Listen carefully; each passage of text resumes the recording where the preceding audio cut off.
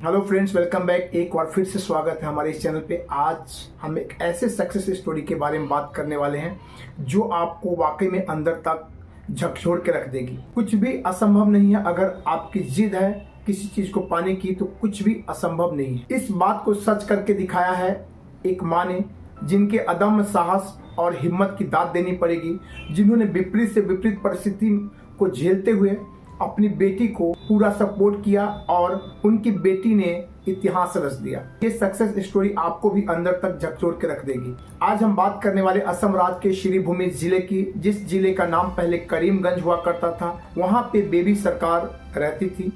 आज हम बेबी सरकार के बारे में ही बात करने वाले हैं। बेबी सरकार की जब शादी हुई और जब वो गर्भवती हुई तो उनकी सास ने एक शर्त रख दी कि अगर लड़का नहीं हुआ तो वो घर से निकाल दी जाएगी। बेबी सरकार के 4 देवर थे, जिनके पास भी केवल बेटी थी, बेटा नहीं था। इस कंडीशन को रखते हुए उनकी सास ने कहा कि अगर तुम्हें लड़का नहीं हुआ तो तुम्हें घर से निकाल दिया जाएगा। हालांकि समय बीता, वो दिन भी आ गया जब बेबी सरकार ने एक लड़की को जन्म दिया और जो तयशुदा था, उनकी सास ने जो कहा था वो कर दिखाया और बेबी सरकार को घर से निकाल दिया। हालांकि इस दरमियान उनके हस्बैंड ने कुछ नहीं बोला, वो खामोश रहे। एक तरफ नवजात बेटी की परवरिश और दूसरी तरफ बेसहारा जिंदगी। बेबी को कुछ समझ में नहीं आया, लेकिन उन्होंने हिम्मत नहीं हारा और उन्होंने ठान लिया कि जिंदगी से लड़ना है, चाहे परिस्थिति जो भी हो। ससुराल से निकाले जाने के बाद बेबी सरकार ने अपने पिता के घर चली गई और वहां वो रहने लगी।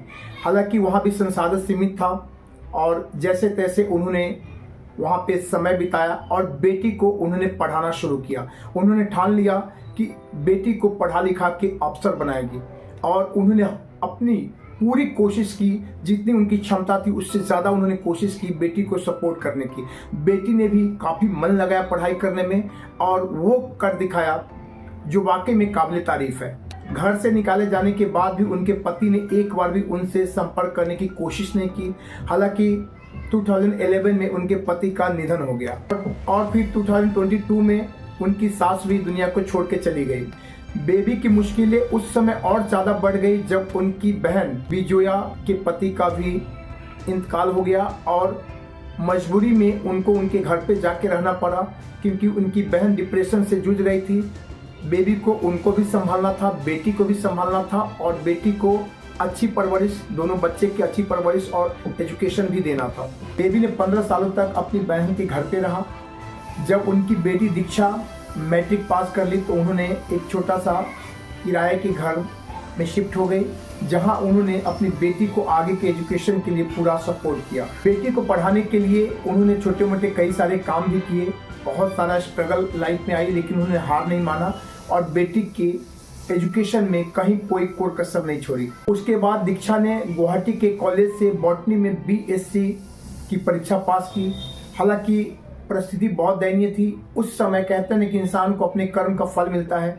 उनकी बहन विजोया ने दीक्षा की एजुकेशन के लिए 2 लाख रुपए का लोन ले लिया। कुछ वक्त के बाद बेबी ने अपनी बेटी की बेहतर एजुकेशन के लिए गुवाहाटी शिफ्ट हो गई। वहां पे दीक्षा ने 2023 में असम सिविल सर्विस की तैयारी करनी शुरू की।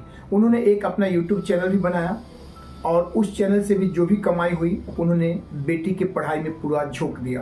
जब असम सिविल सर्विस का रिजल्ट घोषित किया गया तो उसमें दीक्षा का भी नाम आया।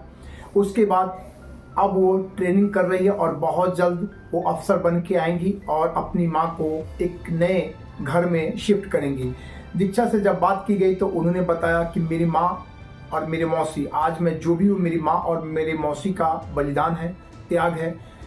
दीक्षा ने आगे कहा कि मेरी माँ ने काफ़ी संघर्ष की है, काफ़ी बुरे दौर से गुजरी है, अब उनको आराम करने की ज़रूरत है। वहीं बेबी सरकार से जब बात की गई तो उन्होंने कहा कि मुझे बेटी होने के कारण घर से निकाल दिया गया था, लेकिन मैं ये सोचती हूँ कि जो लड़के कर सकते हैं कोई लड़कियाँ भी कर सकती है। बस सपने होने चाहिए, जज्बा होना चाहिए। आज मेरी बेटी दीक्षा ने वो करके दिखाया है जो एक लड़का कर सकता है। वहीं दीक्षा ने अपनी सफलता का सारा क्रेडिट अपनी माँ को दिया है। Friends, moral of this story ये कह सकते हैं कि आज हमारे समाज में जो व्याप्त है, लड़के लड़कियों में जो भेद किया जाता है, ये बहुत गलत है। आज लड़कियां हर वो काम कर रही है जो लड़का करते हैं। आज लड़कियां हर जगह लड़कों से कंधे में कंधे मिलाकर चल रही है। तो हमें लड़के लड़कियों में भेद नहीं करना चाहिए। जो इज्जत, जो रिस्पेक्ट हम लड़के को देते हैं, जो हम सोचते हैं कि लड़का कर सकता है, वो एक लड़की भी कर सकती है।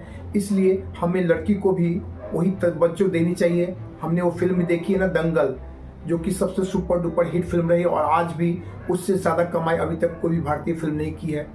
तो इसलिए हमें लड़की को कम नहीं आंकना चाहिए और लड़कियों को भी वही रिस्पेक्ट, वही प्यार देना चाहिए जो हम लड़कों को देते हैं। उम्मीद करता हूँ कि इस स्टोरी से आपको भी बहुत कुछ समझने को मिला होगा, आपको भी मोटिवेशन मिलेगा, खासकर लड़कियों के प्रति आपका नज़रिया बदलेगा। अगर स्टोरी आपको अच्छी लगी हो तो प्लीज़ वीडियो को लाइक कीजिएगा, हमें अच्छा लगेगा। और अगर आप पहली बार हमारे चैनल को विजिट कर रहे हैं तो प्लीज़ सब्सक्राइब ज़रूर कीजिए। तो चलिए मिलते हैं बहुत जल्द ऐसे ही सक्सेस स्टोरी के साथ। तब तक के लिए आप सबका बहुत बहुत दिल से धन्यवाद। जय हिंद, जय भारत, थैंक यू।